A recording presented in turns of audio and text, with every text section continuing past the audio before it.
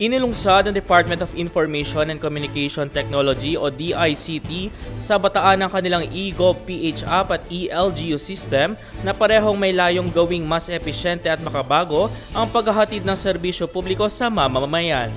Sa isang seremonya na ginanap sa Bataan People Center, nagpahayag ng suporta ang iba't ibang kinatawan ng ilang ahensya ng pamahalang nasyonal maging ang mga lokal na pamahalaan sa Bataan, kabilang na ang lungsod ng Balanga sa pamumuno ni Mayor Francis Garcia at bayan ng Abukay sa pangunguna ni Mayor Robin Tagle. Kaya po taus-pusong pasasalamat muli sa DICT family, first and foremost for choosing the province of Bataan to do this launching and kick-off activity. Umasa po kayo na gagawin po namin ang lahat para po ma-maximize yung potential, yung capabilities ng ating eGov Super App.